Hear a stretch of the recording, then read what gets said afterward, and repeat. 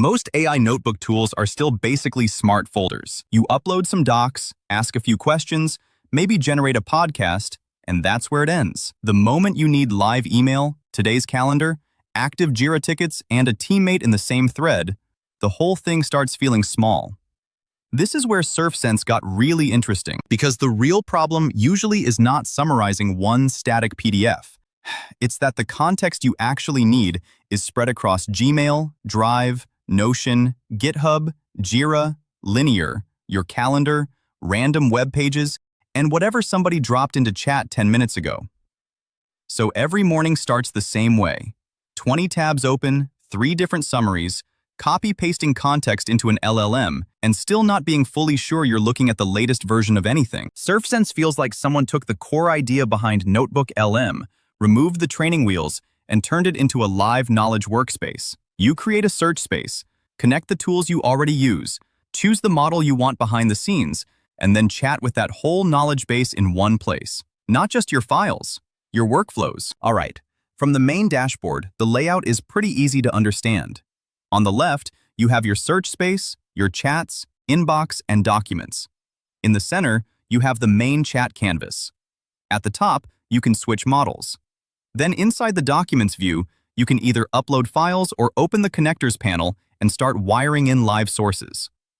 So even though there's a lot going on under the hood, the interface does a good job of making it feel manageable. Let me show you the most useful use case first, because this is the one that instantly made sense to me.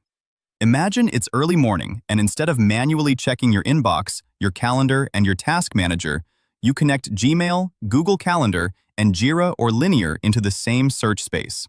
You let those sources sync, and then you ask SurfSense for one clean daily briefing. Not a generic summary, a useful one. Something like, give me the urgent emails, show me the meetings that actually matter today, pull the tickets that are blocked or due soon, tell me what's likely to create context switching, and then turn the whole thing into a short audio podcast I can listen to on the commute. That is a fundamentally different category of tool. You're no longer just chatting with documents you uploaded last week. You're building a live assistant around the systems you already run your day in. And because SurfSense supports scheduled reindexing on connectors with frequencies that go as low as every 5 minutes, the assistant can stay meaningfully current instead of becoming a frozen snapshot of last night's state. That freshness matters more than people think. If your calendar changed 20 minutes ago, or somebody added a new ticket, or an email thread suddenly became urgent, a static notebook is already behind. SurfSense is trying to solve that exact gap between Research Assistant and Operational Assistant, and the podcast angle is actually smart. A lot of AI products add audio because it sounds cool in a launch tweet. Here it fits the workflow. You already have this pile of low-level context you need to process anyway. Turning it into a short audio overview makes sense because you can absorb it while you're walking, driving, or just getting ready. Instead of reading 6 fragmented updates, you listen once and move on. Now, here is the second big reason this stands out. Research scale. NotebookLM is great at giving you a neat space around a set of sources, but Google's own help docs still describe the free tier in terms of limits like 50 sources per notebook. SurfSense feels more like a true workspace. In the cloud plans, the pricing is framed around pages of content instead of tiny notebook-style source buckets, and in the self-hosted docs, the page limit setting is unlimited by default. So the mental model changes. You stop asking, how do I squeeze this project into one notebook? And you start asking, what should live inside this search space? That shift matters a lot if you're doing serious research, agency work, product work, or team knowledge management. You can connect docs, repos, notes, tickets, web pages, calendars, and then query across all of it as one environment. That feels much closer to a company brain than a smart folder. The other part I like is that SurfSense is not trying to force one model worldview on you. The product site and README both lean hard into model flexibility. You can use a long list of hosted models, and for self-hosted setups, there are local options like VLLM, Allama, Llama, CPP, and LM Studio. So if you care about latency, cost, privacy, or just model preference, you have real choices. And when you do start asking questions, the point is not just to get a polished answer back. The point is to get cited answers grounded in your actual knowledge base. Now, this is the part that matters for teams. The docs show a real-time collaboration flow built around shared search spaces.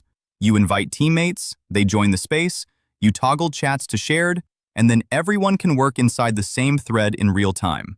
Messages appear live for participants, and you can add comments directly on messages and tag people for feedback or follow-up. That sounds simple, but it solves a very common problem. Most AI research tools still break the moment an answer needs another person in the loop. The workflow becomes copy the answer, paste it into Slack, explain what the AI did, ask for feedback, lose the original context, and then repeat.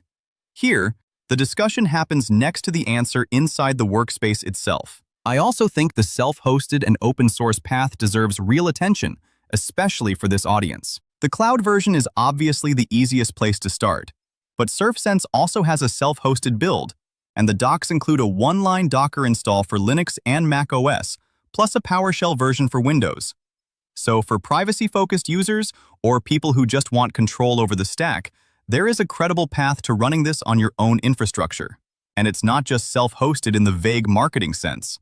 The Docker docs expose configuration for local document parsing, local text-to-speech, local speech-to-text, local model endpoints, connector credentials, real-time sync services, and more.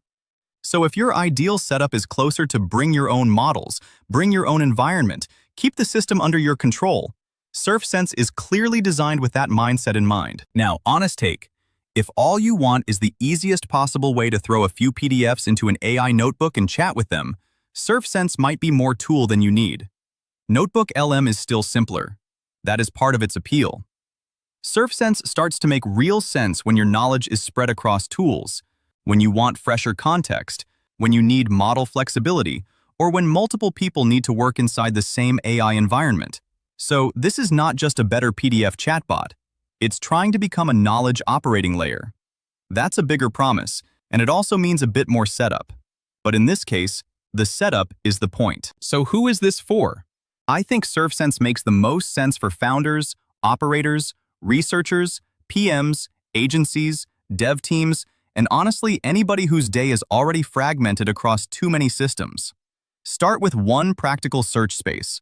Connect the sources you already check every day. Try the morning commute workflow first, Gmail, Calendar, Jira, or Linear, then generate a short podcast briefing.